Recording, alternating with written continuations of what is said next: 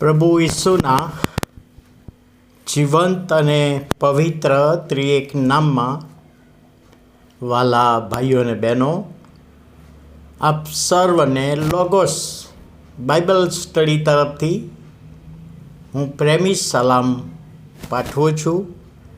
અને આજે 2025ના વર્ષનો 58મો દિવસ 27મી ફેબ્રુઆરી 2025 અને ગુરુવાર, આ નવો દિવસ આપણા જીવનોમાં પ્રભુએ બતાવ્યો માટે પ્રભુનો ખૂબ આભાર માનતા પ્રભુના નામને ધન્યવાદ આપીએ છીએ.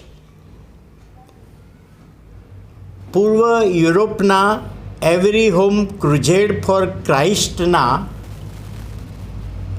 ઇન્ટરનેશનલ વિભાગના ડાયરેક્ટર રેવરન્ડ પોલ લિલિયન સાહેબને એક રશિયન વેપારીએ પ્રશ્ન કર્યો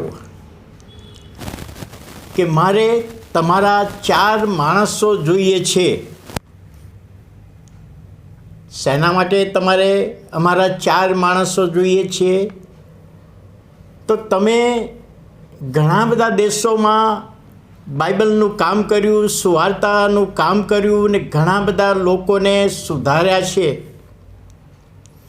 તો મારી કંપનીમાં કેટલાક માણસો જે દારૂ પીવે છે અને ઘરમાં પોતાના પત્ની અને બાળકોની સાથે તોફાન કરે છે, પગાર ઉડાવી દે છે, જેના કારણે કંપનીના કામમાં અસર પડે છે.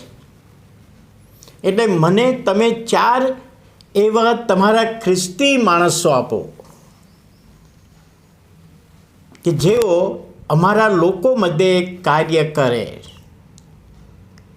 અને ત્યારે રેવરન્ડ પોલ લિલિયન સાહેબે પ્રશ્ન કર્યો કે 4 ખ્રિસ્તી માણસો નહીં, પણ જેઓ ખ્રિસ્તમાં છે એવાની ત્યાં જરૂર છે. ખ્રિસ્તીઓ ઘણા બધા છે, પરંતુ ખ્રિસ્તમાં હોય એવા ઓછા છે. તો હું તમને 4 એવા જે મારે ત્યાં સેવા કાર્ય કરે છે કે જેઓ દારૂ પીતા નથી, કોઈ વ્યસન કરતા નથી, પોતાના પત્ની અને બાળકોની સાથે સારી રીતે રહે છે, સેવા કાર્ય કરે છે, એવા ખ્રિસ્તમાં 4 વ્યક્તિઓ, મિશનરીઓ હું તમારી કંપનીમાં આપું છું. અને રશિયન સાહેબે કહ્યું, રશિયન વેપારીએ કહ્યું કે એમણે કશું કામ નહીં કરવાનું, અમારા જે આવા કર્મચારીઓ છે એમની વચ્ચે રહેવાનું જ ખાલી, અને 4 જણનો પગાર હું આપીશ. રશિયન વેપારી કહે છે. રેવ પોલ લિલિયન સાહેબ, ડાયરેક્ટર સાહેબ તૈયાર થયા અને પોતાની પાસે જે મિશનરીઓ હતા એમાંના 4 જણને ત્યાં એપોઇન્ટમેન્ટ આપી. એ કંપનીમાં કામ કશું જ નહીં કરવાનું, એવા કર્મચારીઓની સાથે રહેવાનું, વાતો કરવાની, એમની સાથે બેસવાનું, પ્રાર્થના કરવાની, અને સ્વીકારી લીધું. અને કેટલોક સમય થયો પછી આજે કંપનીમાં જે લોકો દારૂ પીને તોફાન કરતા હતા, કામ કરતા નહોતા, કુટુંબમાં ઝઘડા કરતા હતા, એવા લોકોને આ 4 વ્યક્તિઓની અસર થઈ અને એમણે વ્યસન કરવાનું મૂકી દીધું. વ્યસન કરવાનું મૂકી દીધું. એમના જીવન દ્વારા, એમના સાક્ષી દ્વારા, એમના વર્તન દ્વારા આ કંપનીના કારીગરોએ એમનું જીવન જોયું અને એમના જીવનો બદલાઈ ગયા. એમણે પ્રભુ ઈસુ પર વિશ્વાસ કર્યો, નમૂનારૂપ જીવન. અને એ વખતે લિલિયન સાહેબને એક વિચાર આવ્યો કે આ રશિયન વેપારીએ જો દારૂ પીતા ખ્રિસ્તીઓને જોયા હોત તો શું આ થઈ શક્યું હોત? અને જવાબ હતો ના. ખ્રિસ્તી તરીકેની આપણી છાપ ને આપણી સાક્ષી એ બીજાના જીવનમાં કાર્ય કરે છે. પણ કયા ખ્રિસ્તી?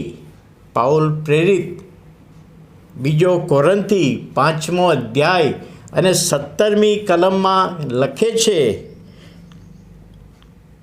ખ્રિસ્તમાં છે તે તો નવી ઉત્પત્તિ છે.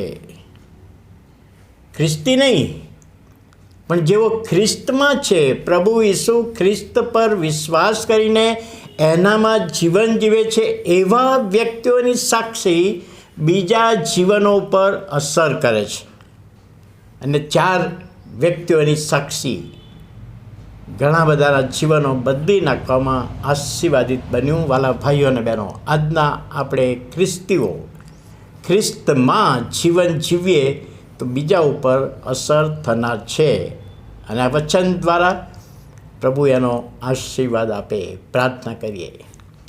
પ્રભુ, અમે તમારો આભાર માનીએ છીએ, તમારા પવિત્ર નામને ધન્યવાદ આપીએ છીએ. નવા દિવસની ભેટ આપી, નવા દિવસમાં અમે તમારી સહાય માગતા અમે ખ્રિસ્તમાં રહીને સેવા કાર્ય કરીએ, સાક્ષી બનીએ, એનો આશીર્વાદ તમે આપવાના છો એ વિશ્વાસમાં અમે તમારો આભાર માનતા તમારા હાથોમાં સોંપાઈએ છીએ. પ્રભુ ઈસુના નામે સાંભળો, માન્ય કરો. આમીન.